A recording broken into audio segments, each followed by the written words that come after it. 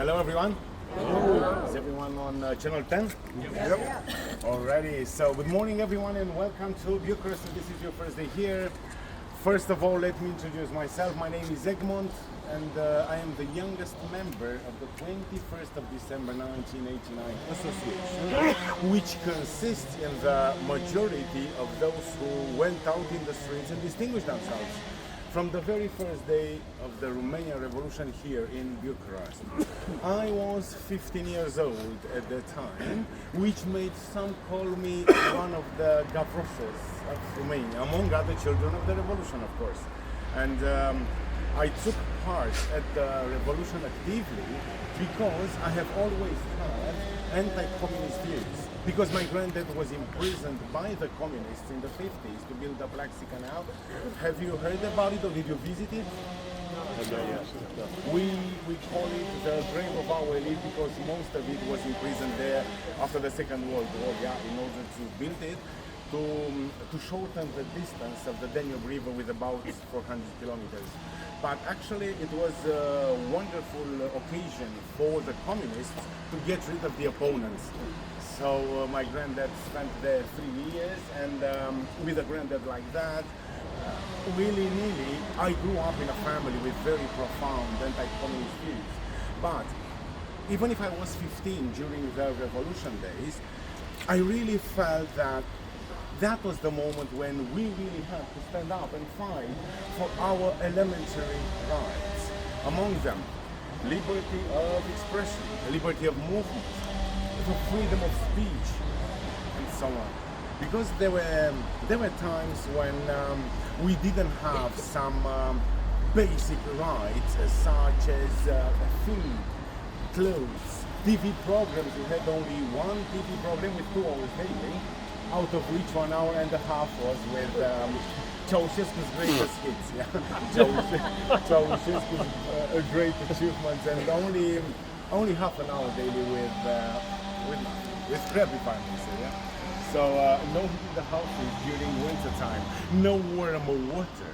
Each and every evening the electricity got cut off for economic reasons. Romania exported energy in the Soviet Union back then. Our phones were listened to by the secret agents, a lack of everything, and we were kept like prisoners in an open prison, if I may say. Despite there were some complaints addressed to the Communist Party, they chose to send the tanks on the streets to fight against civilians. So on 21st of December 1989, Ceaucescu organized a big meeting in this square, now Revolution Square, in which we, the people of Bucharest, supposed to, let's say, condemn the hooligans in Timișoara city, the westernmost city of Romania, because they dared to rise for their freedom. And which is more important, in my opinion, they dared to rise against Ceaucescu.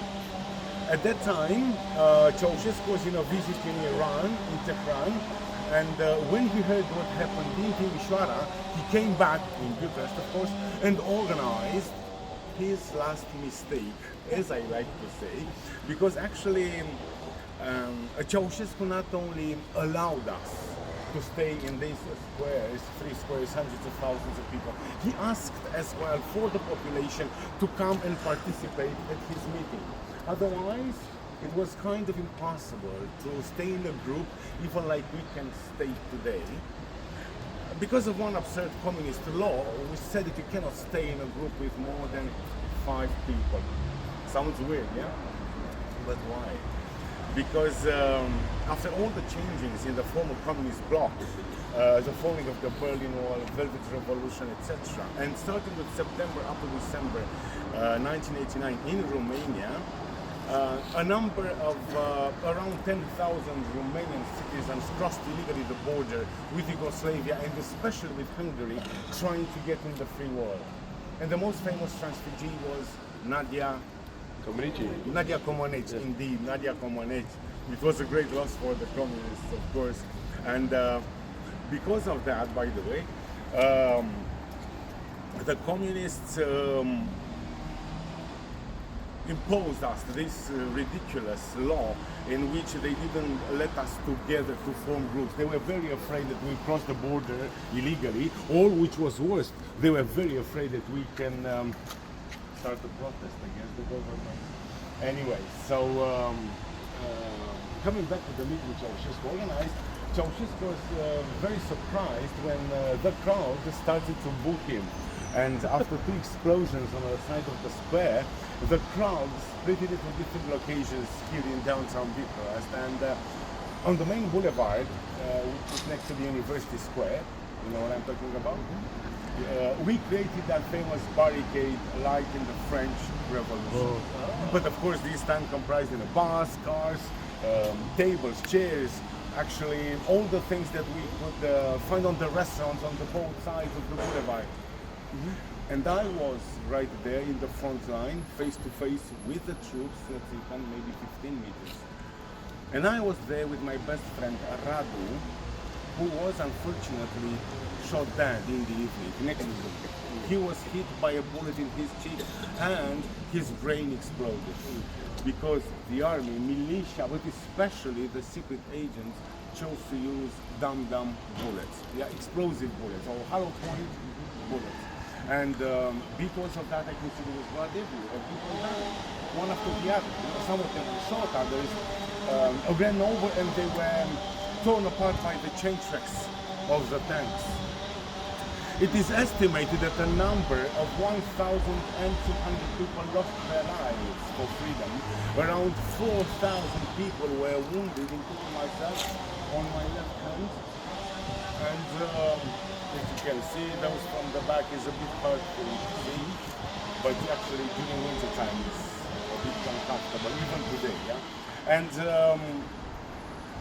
almost 4,000 people as well were arrested, but they were liberated the next day after Ceaucescu was captured. In the whole country, a number of 19 million bullets were shot for a population of less than 24 million inhabitants Romania had that day, and only in the capital of Romania, in Bucharest, 2 million bullets were shot for a population of, let's say, 2.5 million inhabitants. That means almost one bullet per person. Now, as Olympia said, I brought something with me, and I would like to share it with you. So you should prepare cameras if you want to take 1,001 pictures. Because what you'll see here is a piece of history. Oh. So what you can see here is a flag, but not an ordinary flag. This particular flag is one of the original flags of the Romanian Revolution in 1989. You can observe there was a hole inside, because before was the communist coat of arms, and we cut it off. We cut it off and we used it as our symbol. Actually, we claimed this flag as being ours. We claimed this flag as being the flag of the Romanian anti-communist revolution, 1989. I don't know if your tour guides told you, but this flag belonged to one of my flag keepers, because even if I was 15, I personally formed and I led a group of around 200 teenagers from this square up to the North Railway Station in 5 trucks. And by the way, one of the most famous pictures of the Romanian Revolution is with me on the top of a truck with a part of my group. So please, after the speech, ask your tour guys to show you the picture, and you'll see me there on the middle of a truck with some of my colleagues, dressed in black, because I used to wear black back then, with a lot of hair, not like today, and a bigger mouth, a louder voice, not like today. Anyway, so we arrived actually too late at the North Railway Station.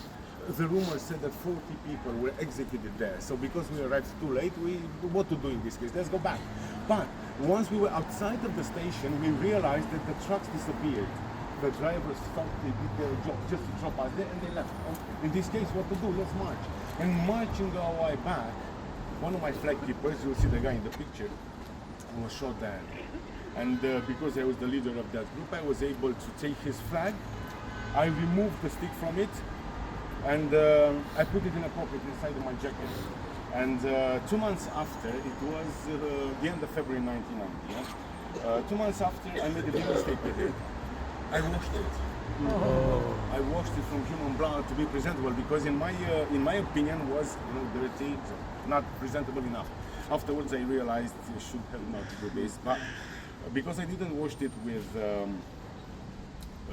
soap, just with Water. water like that. Few stains is very hard for you to see from the back, but maybe you'll be nice to show to your colleagues. You know, few stains of human blood still remain on it. So I repeat, it's very hard for you to see, but ask your colleagues, please be nice to share with them. You know, some few spots of blood still remain on it, and that's why my friends told me to give it to a museum. I said, yes, of course, no problem, of course, but let it be in 10, not now, then 10 years, maybe 20, maybe 30. And guess what? There are 35 years since the revolution, the flag is still remains.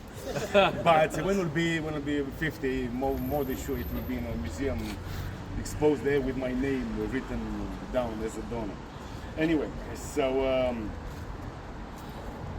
a friend of mine as well, other friend of mine told me that I have to preserve it better, and for that I have to put it in a frame. Frame, agreed. Yeah, Ingrid, but I asked him if he can see me going on the street with a frame like that.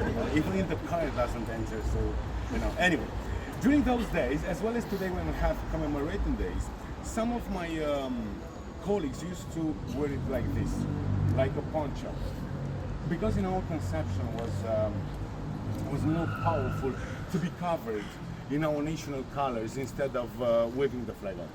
So if you have the chance to see pictures or video clips from the Romanian Revolution and you see people wearing the flag like this, now you know the reason which stands behind why we love to cover ourselves in it.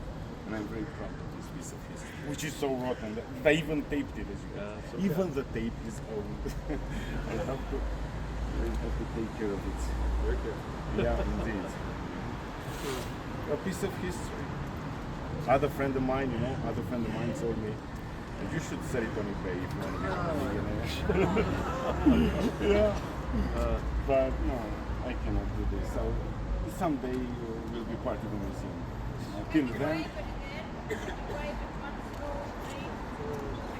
yes.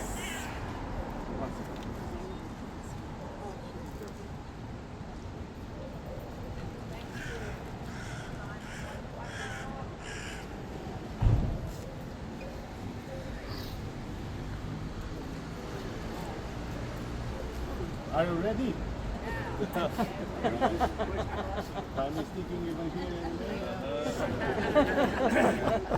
Alrighty. Thank you. Yeah, thank you. So, excuse me again. I have